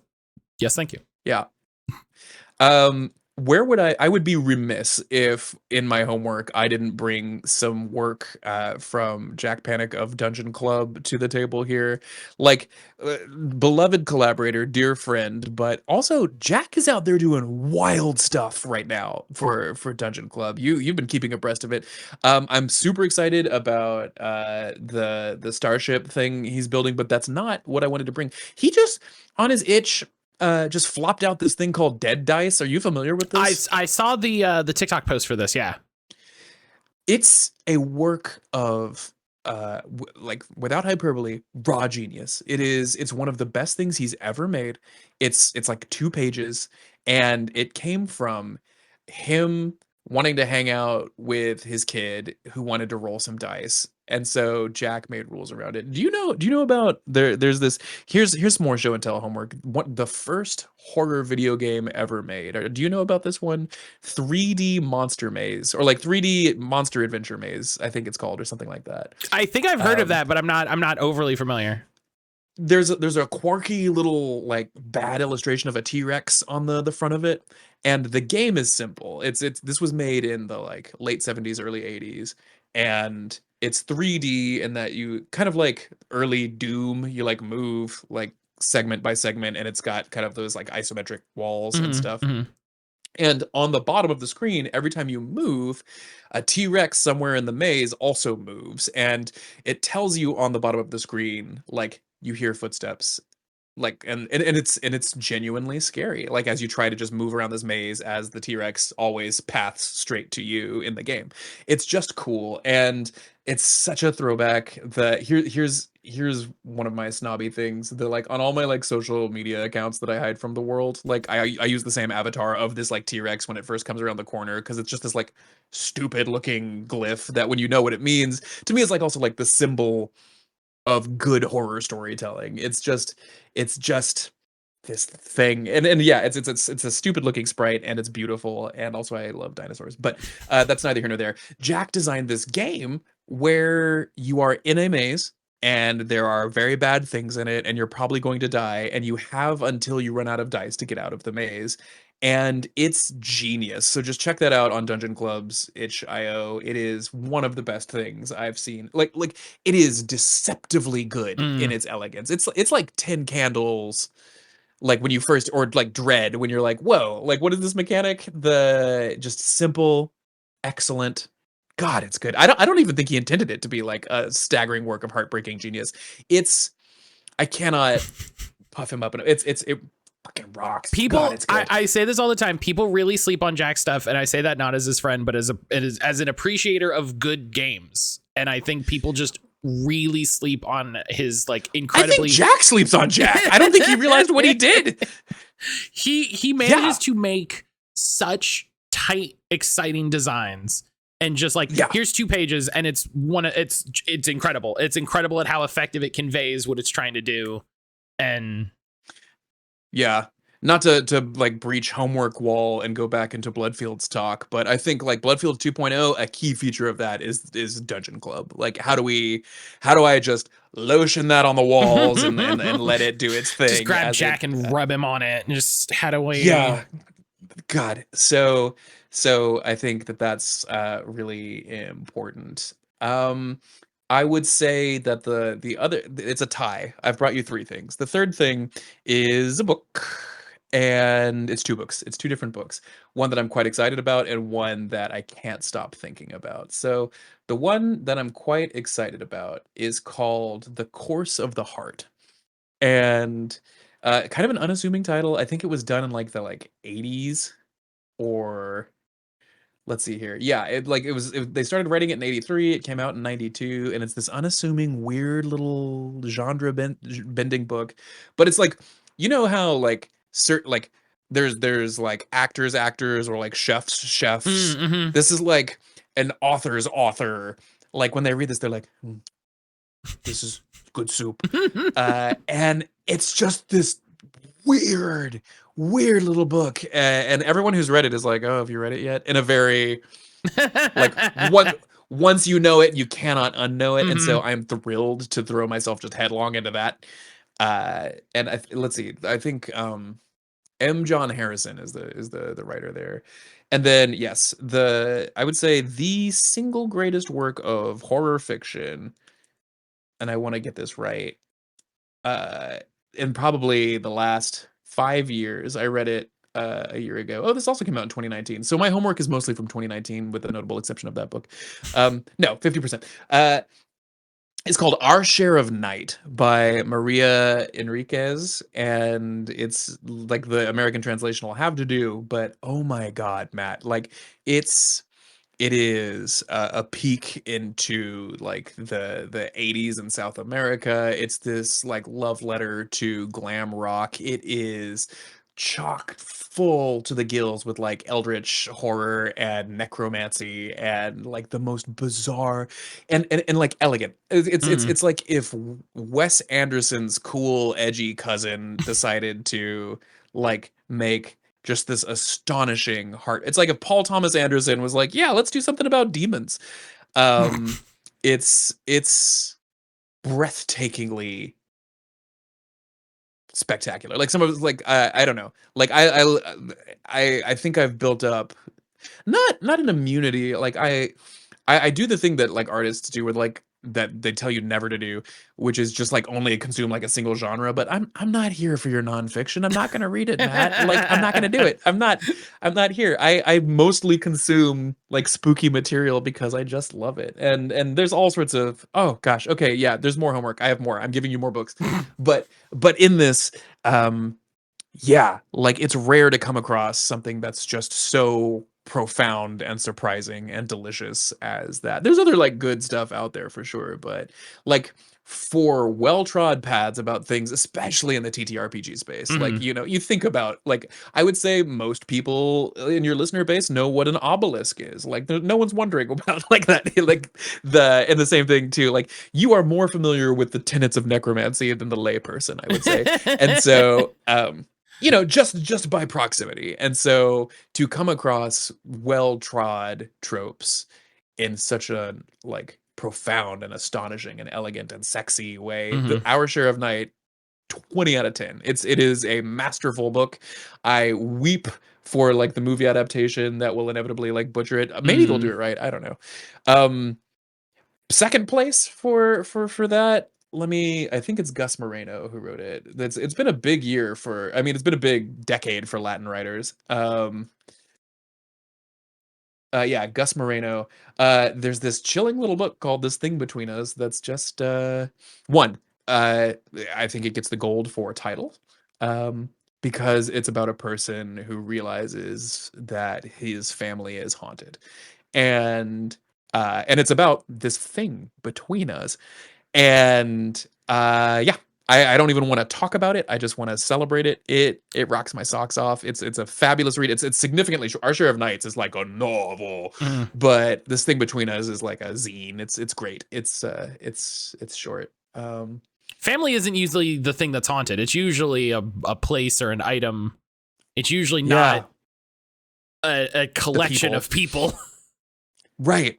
And so in that way, yeah, I would say both of these books that I've suggested are much more along that. Also, like the cover design for This Thing Between Us is exactly my aesthetic. So I think about that frequently. Those are mine. That's the homework for this evening, boys and girls. I love it. I meant to ask you at the top when you were talking about stuff, have you seen Weapons yet? Yes. I have treasured it. Loved it. I have not seen it. I'm very iffy when it comes to horror. I get a little squeamish. I get a little grossed out on some things. And so for some things I have to wait for a lot of people to and then try to get the vibe. Weapons, just like, did you see Barbarian? No, that was that's the other movie that comes up all of the time. Someone said very specifically, like, Matt, I don't think you would like Barbarian. And I'm like, okay. It's interesting. Yeah, I would trust that friend who knows your taste, because I don't know what you're into. But other than fruit plates at an orgy, but I think that someone has to. Someone has to. We're in this amazing. It's about hydration. It's about keeping that blood sugar up, and it's about vitamin C. Yeah, it's just provide it, keep it. Yeah. It's considerate, is what it is. But we're in this golden era of like comedians making amazing horror, and so it was Zach Kreger, who was on The Whitest Kids You Know, first made Barbarian, which is wonderful. It's phenomenal. My wife can't do horror like even a little bit. She adores Barbarian. It is scary. But it's such a delicious blend of humor. And like we see this like I love Jordan Peele stuff. Nope is one of my favorites. Oh gosh, like just it stays with me rent free. But Weapons similarly is one. He does such a good job of all of the characters react like real sane people in horror situations.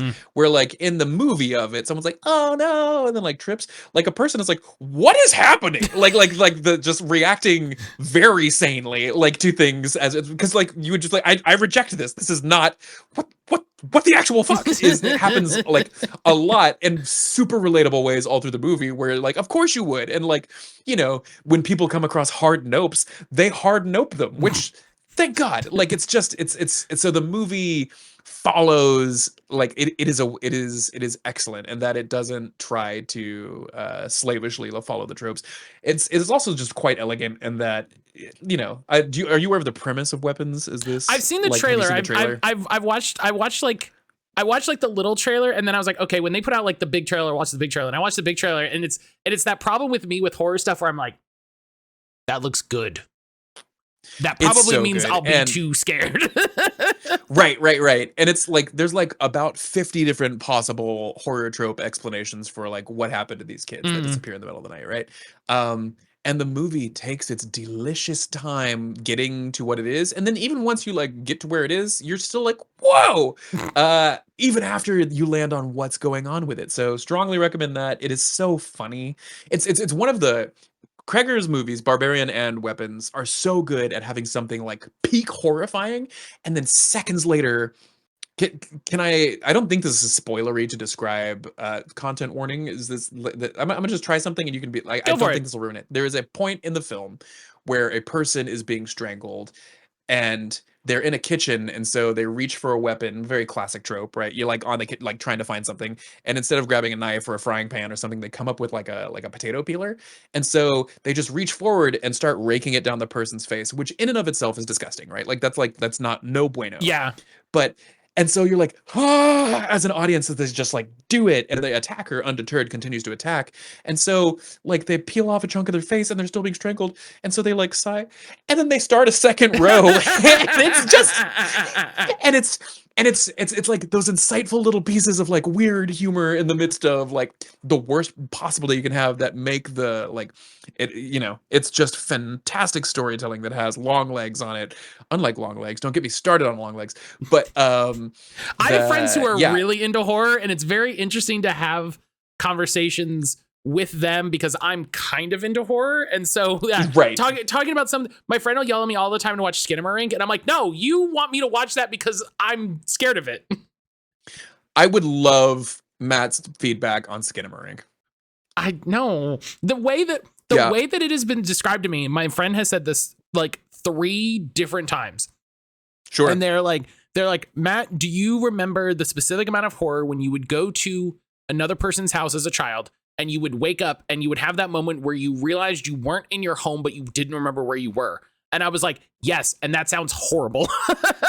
Like, why would that is a perfect description. Yeah. Like, why is that? Why would I want to watch that? Yeah. Yeah. That's exactly the feeling that movie captures. It's not for everybody. I've run into lots of horror aficionados who are like, meh, boring. But yeah, if you want to just like fall down that memory hole, that's the movie to do it.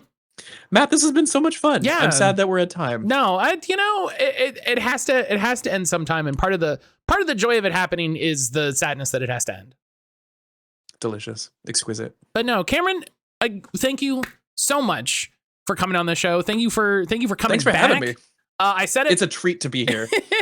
I said at the top. It might get cut out. I don't know. But I'll say it here so that it's said. Cameron is our first repeat guest, asterisk, because I don't know when this is going to come out in relation to the interview that I'm recording in a couple days with another repeat. Megan. So we know that Cameron's was recorded first, even if it comes out later. So we've got an asterisk. They can fight for it. They can meet in the Bloodfields at Gen Con and they can fight it out. Y'all heard him. Yeah.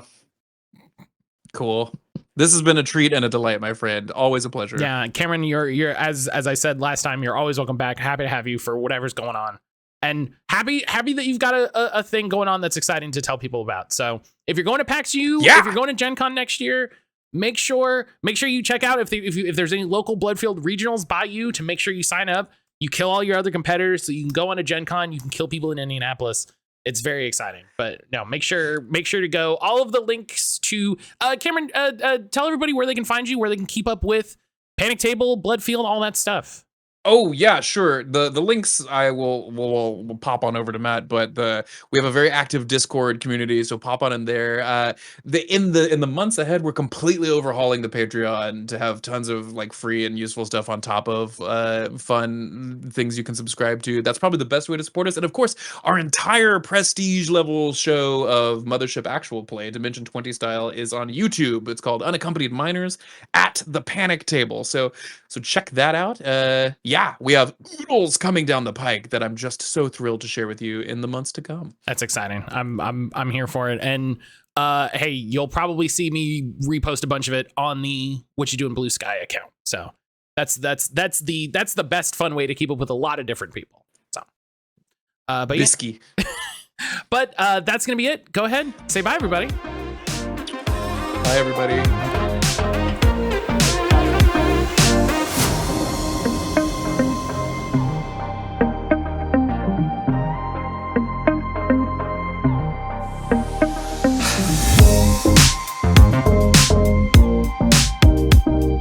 I want to thank Cameron again so much for taking time to be on the show. He's an absolute delight. And honestly, we always have such a good time together. Like I said, there may be some changes to the interviews coming up. I'm trying to give myself some grace with everything going on. We've had a little bit of a rough time. Our dog passed away and, seasonal affective disorder is doing what it's doing. And, my routine flare-ups of depression doesn't help a regular podcast get created. So if you've been enjoying the show, thank you so much for sticking with it. As always, all of Cameron's links will be in the show notes. You can go watch the Panic Table on YouTube. You can go back their Patreon and see what weird fun stuff they have going on. They just had an update to the Patreon the other day with an actual play of How's My Driving, a Daggerheart slasher game from your pal and mine, Jack Panic, aka Dungeon Club, featuring Gnome Ann, Gina Susanna, who came up in this episode, and Olympian Lori Hernandez.